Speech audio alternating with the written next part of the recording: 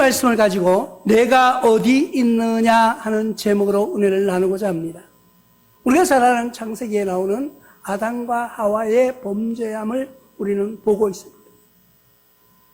그런데 죄를 짓고 났는데 그들이 그날 바람이 불 때에 라고 말합니다. 이 말씀이 시작하는 것은 무슨 뜻인가 보니까 이제 우리가 죄를 지을 때도 열정적으로 짓는 거예요. 무슨 일을 할 때 자기가 기뻐서 좋아서 즐겁게 하는 거예요. 근데 바람이 불면서 서늘해졌다 하는 말은요, 그 열정이 조금 식었다 이 말이에요. 내가 죄 지을 때는 몰랐는데, 내가 즐겁게 놀 때는 몰랐는데 그 즐거움이 조금 시들해지니까 뒤돌아보는 거예요. 우리가 모든 일을 할 때요, 무슨 이 집중해 있으면요, 남의 말이 들리질 않아요. 또 내가 뭐 어떤 게임에 집중해 있다든가, 아니면 내가 어떤 책을 읽는다든가, 음악을 심취해 들을 때, 영화에 신경 쓰고 내가 들을 때, 옆에서 뭐라 해도 잘 안 들려요. 근데 그 열정이, 그 감정이 조금 식어졌어요. 바람이 불 때 서늘해졌다는 거예요. 그럴 때 가만히 생각하니까 들리기 시작하는 거예요. 보이기 시작하는 거예요. 뭐가요? 주위가 보이기 시작하는 거예요. 돌아다 보니까 이거 내가 잘못한 것 같은데 하는데 하나님의 음성이 들려온 거예요. 그래서 이 사람들은 어땠을까? 두려웠다고 말하고 있습니다. 두려웠다. 내가 죄 짓고 내가 즐겁게 놀 때는 몰랐는데 내가 갑자기 그 음성이 들려오는 순간 내 열정이 조금 식어졌을 때 두려운 거예요. 어떤 두려움이 있는가 봅니다. 다니엘서에 보면 벨사살 왕이 나옵니다. 벨사살 왕은 느부갓네살의 아들이에요. 느부갓네살이 성전을 있는 그릇을 다 훔쳐간 거예요. 뺏어간 거예요. 훔쳐간 게 아니고 강도지 뺏어간 거예요. 성전에 있는 모든 것을. 그래서 자기 창고에 놓아놓고 있는데 그 아들이 왕이 된 벨사살 왕이 가만히 생각하니까 여흥을 즐기는 거예요. 그래가지고 모든 자기의 신하들, 자기의 후궁들, 모든 사람을 모아놓고 이제 잔치를 베풀었는데 이 술을 먹다가 보면 사람이 좀 뭔가 오버페이스 하는 게 있죠. 그러니까 갑자기 그냥 마셔도 될 건데 그 자기 아버지가 그 탈취해온 성전에 있는 그릇을 다 가져와서 거기다 술을 마시겠다는 거예요. 그래서 신하들 보고 그 창고에 있는 그릇을 다 가져오라고 명령합니다. 거기에는 금그릇, 은그릇, 동그릇, 나무로 된 것, 흙으로 빚은 것, 각양각색의 그릇들이 많이 산재해 있는 거예요. 그 그릇은 뭐예요? 때에 따라서 성전에 제사 드릴 때 성물로 쓰여지던 그릇이에요. 그런데 이 사람이 뭔가 모르니까 자기가 왕이니까 자기가 최고인 줄 착각한 거는 그 그릇을 갖다가 술을 마시기 시작합니다. 술을 마시는데 갑자기 손가락이 나타나서 이게 성경에 보면 뭐라고 하냐면 왕궁 촛대 맞은편이라고 합니다. 그리고 석회로 된 벽면에 글자가 쓰여지는데 사람이 쓰는 것이 아니고 사람 손만 딱 나타나가지고 글을 막 쓰는 거예요.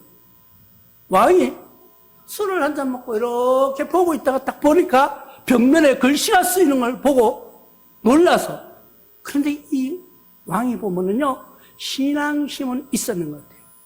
그러니까 하나님을 믿는 신앙보다도 어떤 신에 대한 두려움, 어떤 하나님이 계시다는 것, 또 아니면 자기가 믿는 신이 뭐 있다는 것, 이런 신앙이 있었다는 거죠. 그러니까 벽에 글씨가 쓰이는 걸 보고 갑자기 뭐라고 했냐면은 다니엘서 5장 6절에 보면은 이렇게 말씀하고 있습니다. 이에 왕이 즐기던 얼굴빛이 변하고, 즐겁게 놀던 그 얼굴빛이 변했다는 거예요. 변하고 그 생각이 번민하여 넓적다리 마디가 녹는 듯하고 그의 무릎이 서로 부딪혔다고 말하고 있습니다. 이거 한번 이 글을 하나씩 읽어보면요 어떤 뜻이 있냐면 얼굴빛이 갑자기 놀라서 변해버려요.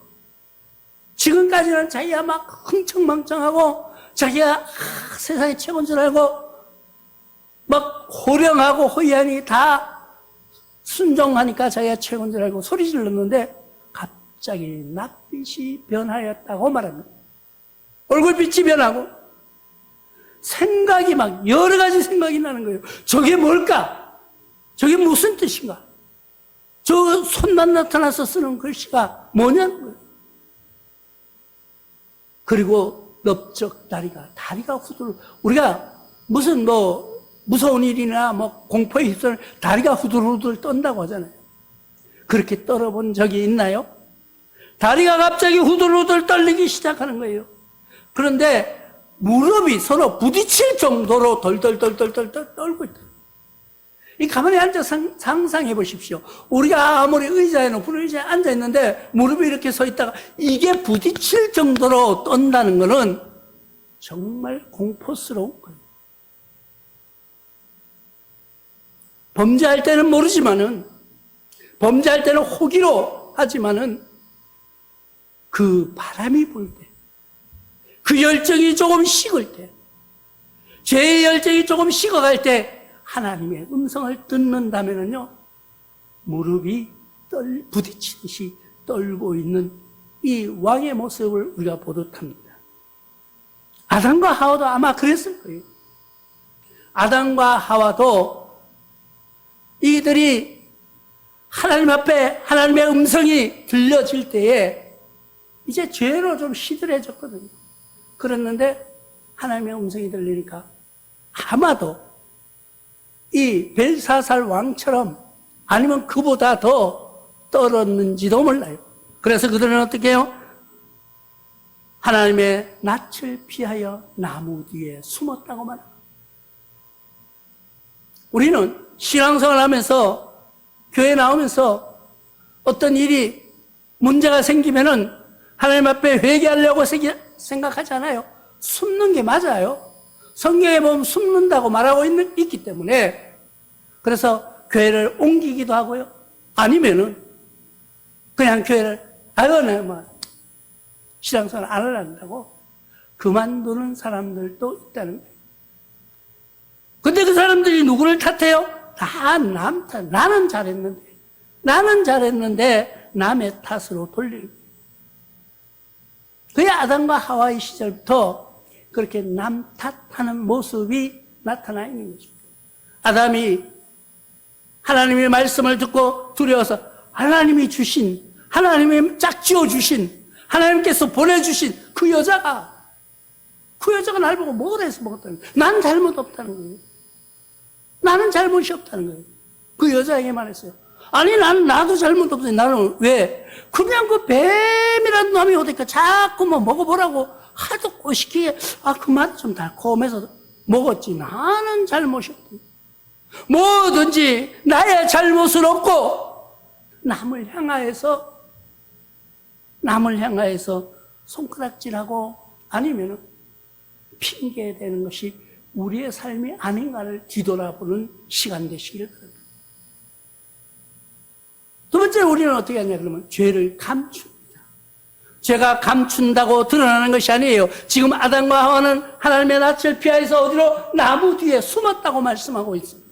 나무 뒤에 숨는다고 죄가 감춰지나요?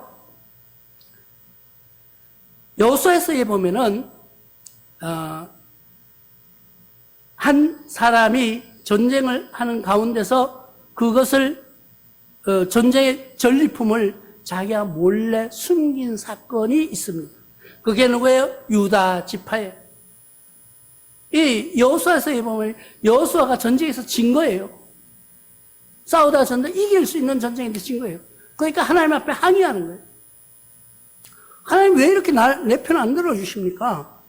하고 물으니까 하나님께서 여호수아에게 이렇게 말합니다. 네가 진짜 나를 믿기나 하느냐? 나를 믿는다면 나에게 드리는 예물을 왜 도둑질했느냐고 책망하는 모습이 나옵니다. 아니에요. 내가 뭘 잘못했냐고.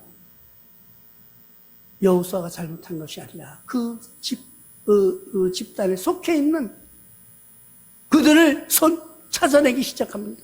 그들이 죄를 졌다는 거예요. 그래서 이 당시에 제비뽑기로 뽑아내는 겁니다. 그랬더니 누가 뽑혔어요? 유다 지파의 세라 족속의 10대의 손자가 뽑힙니다. 그는 갈마의 아들이 아간이라는 사람입니다.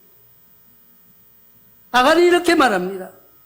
그 노력한 물건 중에서 자기 마음에 드는 게 있었다는 거예요. 이 노력한 물건은 뭐예요? 하나님께 드려야 되는 거예요.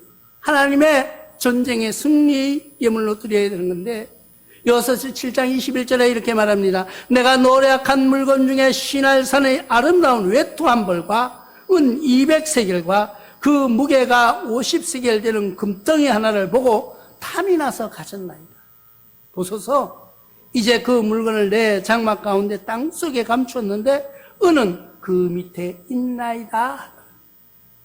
사람이 왜 욕심이 없겠어요? 사람이 뭔가를 보면은 노력한 물건 중에서 이거 보니까 마음에 드는 거예요. 이거 아니라도 되겠지 하고 이거 갖다 바친 거예요. 전쟁에서 이긴 탈취한 물건은 내 것이 아니죠. 근데 내 것으로 소유했다는 거예요. 이 죄를 감추기 위해서 어떻게 했어요? 자기 장막 땅속에다 파묻었다는 거예요. 땅속에 파묻었다는 건 무슨 뜻이에요? 자기가 죄 졌다는 걸 안다는 거예요. 알기 때문에 감춰둔 거예요. 그러나 그 죄는 감춰질 수가 없는 것입니다. 아무리 감추려고 해도 하나님 앞에서 하나님을 보신 하나님 전에서 감춰질 수가 있나요? 아무도 감춰질 수가 없어요. 이사야서는 29장 15절을 통해서 이렇게 말씀하고 있습니다. 자기의 계획을 여호와께 깊이 숨기려 하는 자들은 화 있을진저 그들이 이를 어두운 데서 행하며 이르기를 누가 우리를 보랴 누가 우리를 알랴 하니. 이 어리석은 사람들은요, 야 이거 죄 짓는 거 누가 보겠어? 아무도 못 봐. 우리끼리 어두운 데서 하는데 누가 알겠어? 아무도 모르죠. 모르나 하나님께서는 보고 계신다. 우리는 그것을 착각하고 살아가는 것이 우리 인간의 모습이에요. 오늘 이 같은 말씀이 전파될 때 듣는 사람도 또 전하는 저도 그렇게 말할지 몰라요. 아유 하나님 이건 모르시겠지. 착각하지 마시기 바랍니다. 우리의 죄는 드러나지 않는 것이 없어요. 하나님은 항상 우리를 눈동자같이 지키시기 때문에 그 죄는 다 드러나게 되어 있다는 거예요. 우리의 죄를 감추려고 해도 감출 수가 없는 거예요.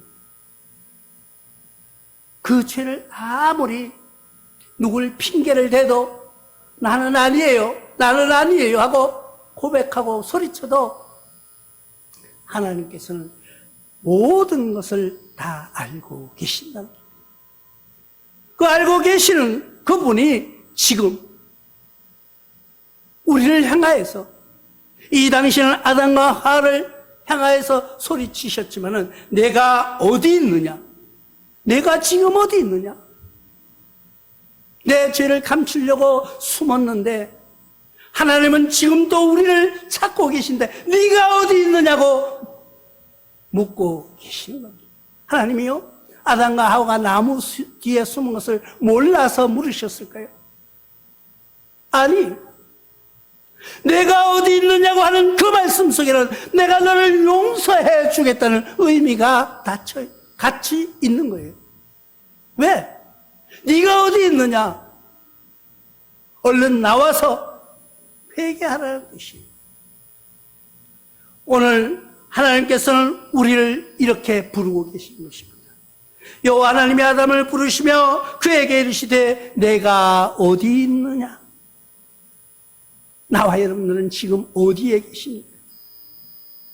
우리가 지금 예배 드린다고 이 성전에 있는 것 같습니까? 아니면 나의 마음은 나의 육신은 여기에 있는데 몸은 저 멀리 가가지고 저 푸른 바다에 낚싯대를 들이고 아니면 저 아름다운 숲속에 향하여 앉아서 들마루에 누워서 있는 그런 마음으로 있는지, 아니면은 또 어떤 사람은 골프장에 나가서, 또 어떤 사람은 모든 자기가 즐기는 그런 곳을 향해서 있느냐는 거예요. 내가 어디 있느냐? 하나님은 우리를 향해서 오늘도 반복하며 물으시고 계십니다. 하나님께서는 마태복음 22장 3절을 통하여서 이렇게 말씀하십니다. 그 종들을 보내어 그 정한 사람들을 혼인잔치에 오라 하였더니 오기 싫어한다. 왜 오기 싫어해요? 지금 우리가 나가서 하나님 성전에 하나님의 은혜를, 하나님의 사랑을, 하나님은 당신을 사랑하신다고 아무리 외쳐도 성전에 오기 싫어하는 거예요. 왜? 내 죄를 알고. 그러나 죄가 있어서 숨으려고 한다고 해서 숨겨지는 것은 아닙니다. 오직 하나님 앞에 나와서 내가 여기 있사오니, 주님이 나를 찾으실 때, 내가 부르실 때 내가 여기 있습니다 하고 외치는 그런 심령으로 우리의 신앙을 성장시키는 여러분들 되시기를 주님의 이름으로 부탁을 드립니다. 하나님께서는 지금 이 순간에 우리에게 다시 한번 부르시고 찾고 계십니다. 내가 어디 있느냐? 내가 어디 있느냐 물으실 때, 아버지 나는 여기 있습니다. 아버지의 아들, 아버지의 딸이 여기 왔사오니 용서하여 주시옵소서. 나의 죄를 감출 수 없음을 깨닫고 주님 앞에 왔습니다 하는 고백으로 승리하는 여러분들 되시길 바랍니다. 오늘 음성 하나님인 오늘 또 지금 나와 여러분들 향해서 내가 어디 있느냐 하고 찾고 계신다는 것을 기억하는 여러분들 되시기를 주님의 이름으로 축원합니다.